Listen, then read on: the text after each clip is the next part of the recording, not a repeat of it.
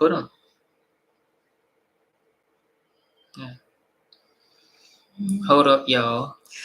I got the thumbs up to start the episode. And I forgot to put the episode details into Instagram. So we got to set up Instagram real quick. Stand by, loves. We are gonna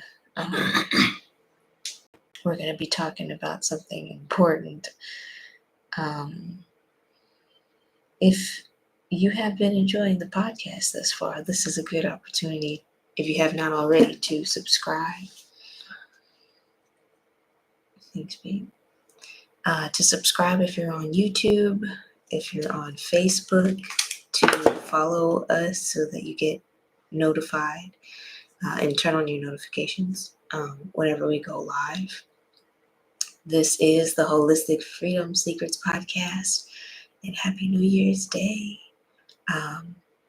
According to the Gregorian calendar,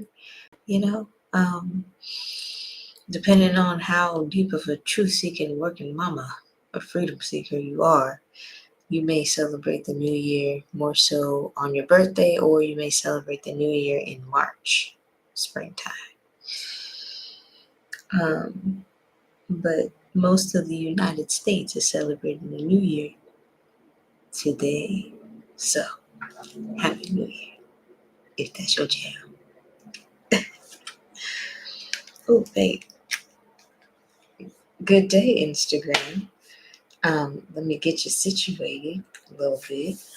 All right, we are in this. I need to plug. Oh, with the laptop charger. Laptop charger. No. Okay. Early morning clumsiness, y'all. Charge it to my heart, not my head. Here we go. Make sure the laptop doesn't die. And we're clear. Yeah. Okay. Y'all are just like rushed to do that. So it's cool that episode 130 falls on day, 1 of January. I like little synchronicities like that. 130, of course, is 10 times 13, which is a funny little number. I can talk about it. It's 3 after 10, or 3 after the first 0 that we actually experience in mathematics. We never really experience 0 in, like, when you're counting pens, you start at 1, right? But you do experience 10. And so 3 after that, and it's a cool number. It's if you're into numerology and occult knowledge, not bad occult, but regular, just secretive knowledge on numbers, 13 is a very significant number. It's also why, they make certain, like, hotels and all of that not have a 13th floor. The pyramid on the back of the $1 bill has 13 levels before the all-seeing eye symbol at the top. Stuff like that. It's a very significant number. It's also like a number of just a reminder that it's important to plan for success today. Because if you don't plan to succeed, if the failure to plan is a plan to fail on a 13 type number. So we have a late start, so I'm getting my planning gear recalibrated now. All right, but today on the Holistic Freedom Secrets Podcast, since it is episode 130 and it is on a Wednesday, if you've been watching, that we follow the 5-prong healing system that we've created called the Freedom 5. And on Wednesdays, we talk about fuel, which is the third of 5 things in the holistic healing system. We talk about fuel, and that's fueling up on things that are powering your your holistic freedom lifestyle. So things, whether it's nutrition, we typically talk about nutrition, or what we're consuming in terms of content. Today's topic is the accountability gap. So knowledge that drives growth. And today we're diving into how to expand our knowledge beyond what we already know, and how we can create that accountability that drives us closer to our health and wellness goals, our holistic health goals. Yes, in Yeah. alignment And with so your thrive zone. what it means is consuming knowledge that is going to hold you accountable to your holistic health goals, right? Looking deeper into the detail of whether it's the medicines that you know are taking right now, or the supplements, even just like the herbal supplements or protein supplements that you're taking, or the energy drinks that you're used to drinking before going to the gym, or um the your favorite, the ingredients in your favorite like cheat meal or whatever. Looking into gaining knowledge, gaining foundation, as one of our coaches calls it, on the topics that will increase your ability to adapt more fully to your like finish line, to the vision of freedom that you have for yourself in the long run. um it's a big deal, because when you learn just a little bit, it feels like you've learned a lot. When you learn just a little bit of a couple different details, you feel like, okay, cool, got that, moving on. And it can cause you to stay in your comfort zone, which doesn't keep you accountable. But when you start to learn the minute details and the small details, and where some of the so-called experts may have gotten it wrong, or where some of the so-called gurus may be teaching it wrong, or something like that, Or maybe the doctor had it wrong. Then you're able to adapt better to your environment on your way, like adapt to challenges and obstacles on your way to your goals better. And you're also able to hold yourself accountable to not making the mistakes that most people make heading towards some of the same holistic health goals that you have.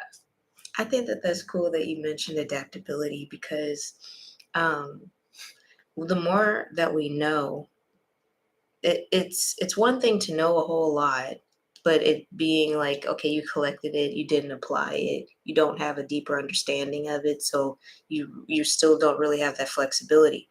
But when you dive deep into something that's in alignment with your thrive zone, something that you would love to experience, your goal that you chose from a place of alignment with your vision of freedom, then when you dive into those nitty gritties, it does give you that flexibility to be able to see and discern, like, oh, to know, okay, I know this would be in my thrive zone, and according to this book that I read, or I watched this podcast, or I looked up the study, or I looked up the medication, or whatever it is. That package is crazy. It really allows for you to grow in what you're doing. So, and it's easy to get stuck into a comfort zone and stall. And that's something like stalling out in a car, like when you try to like turn on the car, and it doesn't turn on, and you just kind of stuck wherever you are for a while. That's like stalling out with a car. And sometimes we stall out in our progress, or in the health community, they often call it like reaching a plateau, especially in weight loss or something like that. But when we are in our comfort zone, like, what does that look like typically? So if you are on the way to a goal, whether it's losing, you want to lose weight because you're battling up against obesity, or you're trying to manage an autoimmune condition, then when you notice that you are no longer able to lose the excess, whether it's excess waste, excess hormones, excess toxins that are causing your body to hold on for dear life to the visceral fat or whatever that's toxic for you. Then that's one sign. But there are other signs of stalling out. Like for me in my own routines, after a while it can get a little monotonous or like very feeling repetitive. And so that's a warning sign that you may have stalled out in terms of the reaching down into your why, the reminders that you're setting for yourself to do what you're doing, or even maybe you need a refresh in your routine itself. Maybe you need to tap into some new mini routines to bring some more life into it, to bring some newness into it. We need variety, and we need stuff that will help pull us out of our comfort zone. And I noticed that again and again, different stages of my own health journey, where I would start to feel like comfy and just kind of start going through the motions. And as soon as I started going through the motions, that was when I was losing the meaning. I was starting to kind of slack off in some areas. I was losing connection to what I was doing. I was losing connection with my spirit. I was losing connection in my relationship. I was losing connection in my work. And you can slip into a slump that feels horrible from that type of space, just going through the motions. So it's important to really expand out of that. Yeah. And a good question, to ask yourself every now and again, on just a reflection on your accountability train, is, when was the last time I learned something that challenged my health based routines? When was the last time I learned something that challenged what I'm currently doing Mm, to be and maintain a level of, health and wellness that's bringing me closer to my goals? mm, Because if you're not challenging, like, let's say, I'm a man, so if I want to gain a lot of muscle mass and I want to see a lot of gains from the gym, if I go to the gym on my first day and I do exercises that, fast forward through time, I'm doing those same exact exercises for the same exact time with the same exact weight on my 150th day, then I probably plateaued somewhere around day 45, and that's just where my muscles stayed. mm. Until you start to change up what you're doing, increase some of the difficulty level, do these types of things, you're going to plateau. You're going to stay somewhere and feel like no progress is being made. Yes. And I've noticed that even with fasting with clients, that they get into their 17-hour fast where it's like starting to deep clean, turn on that self-healing mechanism in their body, and they get excited, and then they try to do that like every day. And as soon as they start doing that, you stagnate because your body is cyclical. It has its ebbs and flows, especially a woman's body. And in order to support our hormones, every week or like less or around there, you need to be doing something different for your body, or every few days in a week. It depending on what cycle, what phase you're in within your cycle. Whether you are on your, like, whether you have a regular period or you do not, or you're in menopause, perimenopause, whatever the story is, your body will still be following its own cyclical thing. So when we're doing the same thing again and again and again, we're losing out on that variety. And that's what our body needs in order to really expand and have that newness, have the new experience of actually meeting your goal. You have to change it up. You have to change it up. You can't eat the same thing every day and expect for your body to thrive, because you're on one level, you need to have a lot of diversity in your good gut army, that fulfilling different roles in your body to fight off the bad bacteria, the bad viruses, the bad Yeah. fungi. You need swordsmen, you need archers, you need You need tanks, strategists. you need You need the healers. You need everybody out there on the front lines. commanders. Yeah, you need everybody. But if you're eating the same thing, you're not giving them. you're not feeding the diversity. You're not feeding the variety. Same thing goes for workouts. Same thing goes for knowledge. So you want to prioritize identifying, and this is like a incremental thing, right? I mean, you do want to, when you learn some new things, you do want to be able to implement and or pass that knowledge on pretty confidently. So you learn some new stuff up to a certain point, and then you do stay there intentionally for a while just to cycle that into like where it becomes your second nature. Then you want to identify the gaps in your knowledge from there, and from there you get deeper and identify the gap, and you'll never come to a point on any subject in the entire universe where you know everything about it, you know all of the answers to the question why. Because it's constantly changing. Yeah, you'll never get there. And so keep asking why certain answers are what they are, looking into it, follow the truth. So Always. sometimes you'll say, this is this way. I wonder why that is. And you'll start looking into it and you'll find out it's not even really that way. It's actually this other way. Then, you assimilate that. And once that's assimilated, why is that this way? And identify the gaps in your knowledge and just go deeper with the question why.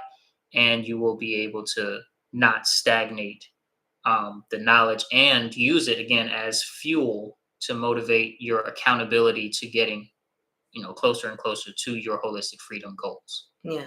So let's paint a picture with some practical steps to fuel your mind with this accountability vibe. Okay. So the first thing is, I just want to paint the example because it's something recent. It's a specific goal that I have now to tend to my oral care, my mouth care, my gums, my teeth, my tongue, my everything, microbiome, to heal because I know it's connected to the thyroid right here, because I feel little nodules and things. So I'm on this healing journey. The first step is to really identify the learning style. Your learning style. So what kind of learner are you? Do you really thrive when you are watching a documentary? Is it something visual to where you would want to more so see like a instructional video, or are you more so auditory learner where you like to listen to things and maybe it's a podcast or an audiobook that you dive into, or calling people that know a lot about that and hearing them say the thing? Or are you like someone that likes to see the things? So maybe you learn best from reading. If that's the case, then get the book, get your journal out, take those notes, so that you can read in your mind and you can see the things. If it's, on the other hand, that you're a hands-on learner to where trial and error, then start, get a recipe book or whatever, try a recipe, get that shit wrong a couple times. Technique. Yeah, exactly. Get it into your body. A lot of us we have multiple different learning styles. So I love to see like graphics. I love to see how it connects visually. I love to hear the things, and it helps me to write something down with my hands and to apply it by putting it into motion. So, and I'm almost 100% trial and error guy.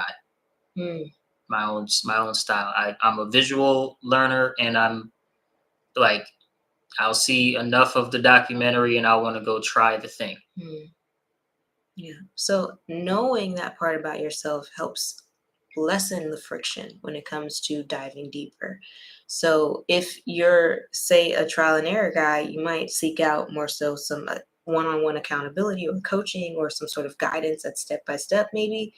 And if you're a visual learner, you definitely gonna want to get into the visual graphics, the video, any video source that you can find. Maybe you watch interviews of the expert who is, in my case, I watch a ton of interviews of the holistic dentist that I'm studying her work because it's phenomenal. And so next step. So first was identify your learning style. And the second thing is set small accountable goals. So this is something where you're taking that bigger goal and you're just chunking it down. Checking it down. What's one natural next step that you can do this week? And then let's explore that, and then let's expand on that next week, So, for example, right now I came across something that is like I was looking for, okay, what's one thing I can focus on that will help me get closer to my goal of reversing whatever's going on in my mouth, okay? And getting clarity on how my mouth actually works and connects with the rest of the body. So I came across this 8-step system that she has for really healing the mouth. And for example, my goal has been to apply that. I created the products, modeling off of ingredients that I had that I knew were going to solve the same purpose.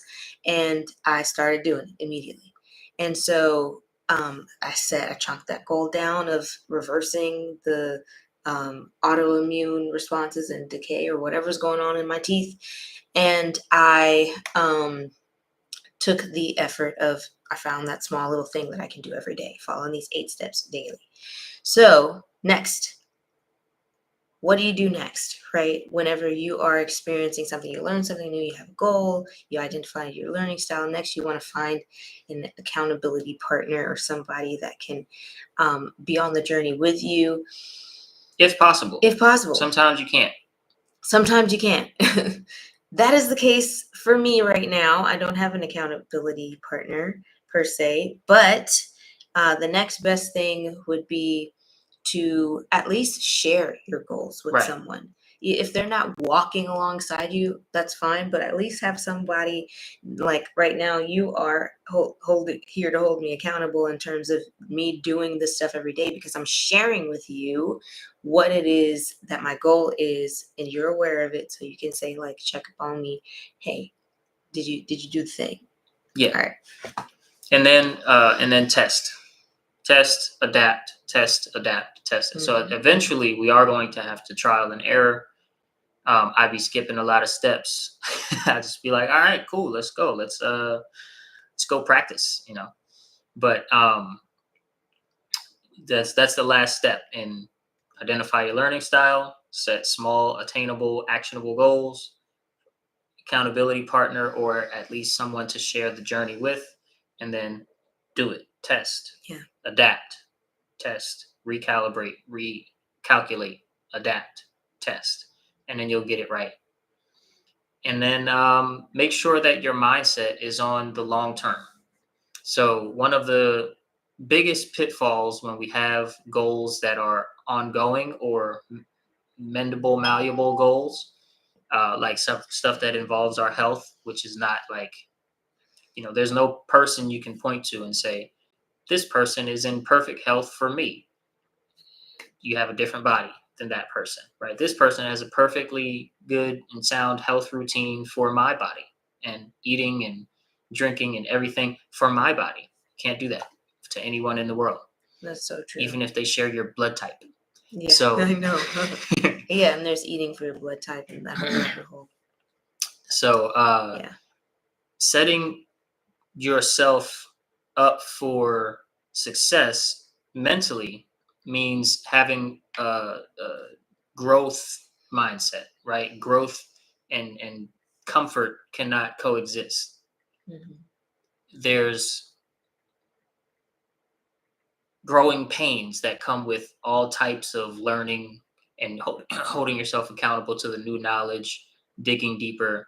There's growth pains and learning curves that come with that. And so when we have a mindset that is falling in love with the journey and not the destination, and practice makes better, not perfect, and just all of these good motifs to go by that are long-term motifs and not like quick win.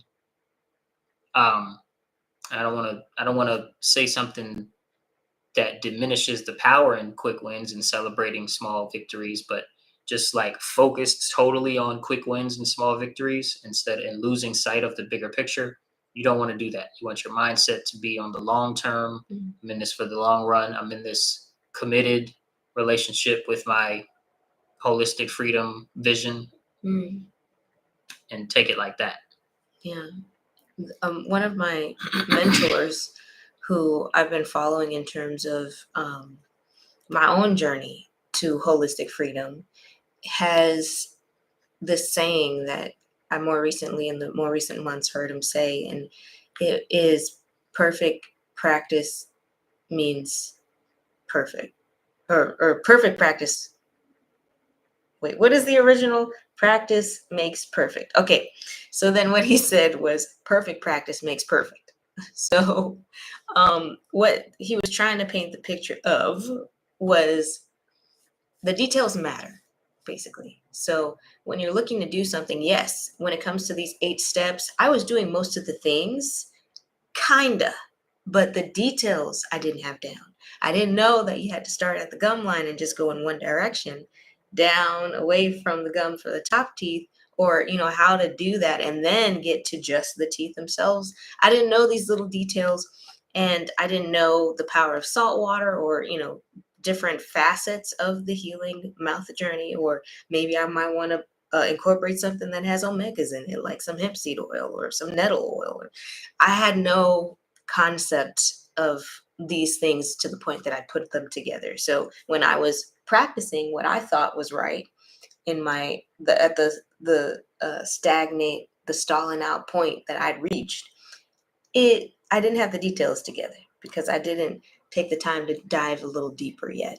So as soon as I did, I realized, oh my gosh, okay, so this is what, according to her step-by-step framework, this is what perfection could look like, right? But there's this element of adaptability. There's really no true idea of perfection. It's like this real living thing that changes. So when we heed to the details of what we're doing, that's when you can really start to see the exponential change in what you're doing. Say 2 weeks down the line, you check in and you're like, oh my gosh, wow. Or maybe the next day you notice, in my example, the same day, right after I did the first thing, and then hours later I maintained it and kept seeing that same result. You feel this the smoothness over your teeth, like throughout the day. When you first wake up to, there's nothing on them that you can feel, and it's just your breath doesn't smell crazy. It's just like amazing. Anyway, so but the main point is that diving a little deeper, heeding the detail, will also help to strengthen your ability to reach your results. Yeah. And it's because going deeper allows for more self-generated accountability. All right. Thank you guys so very, very much for tuning into today's episode of the Holistic Freedom Secrets podcast. Remember to go ahead and get your, I don't want to do a full announcement every single episode. It's if anybody starts to watch it, more consistently, then that's going to be annoying to them. But make sure you get your tickets for Thrive Zone. It's an event that we are facilitating and putting on January 20th on MLK Day, 20 days from now. Oh my gosh. Can't wait to see you guys there. We're having, holistic freedom discussion, concert, meditation, movement practice, Freedom 5 coaching. It's going to be super awesome. Bring your kids. There's a kids corner going on with their own independent itinerary and agenda. It's going to be great. So can't wait to see you all there here in Austin, Texas, down on the east side. At Dawa Studios, Dawa HQ. This is a holistic reset for working mamas and their families. So if you are one of them, and you know a working mama, bring her and tell her bring her babies too, bring her partner. This is all for you to get closer to your vision of freedom, to stay in your Thrive Zone. So check out that link, and explore, get your tickets to reserve your spot. We have a very limited number of seats. 'Cause Yeah, it's a link in small the space. description, link in the So, bio. Yes. We'll see you guys there. Take good care, Les. We'll see you on Monday for B-Day on the podcast. It is Wednesday Oh, today. tomorrow for Thursday. I Instagram.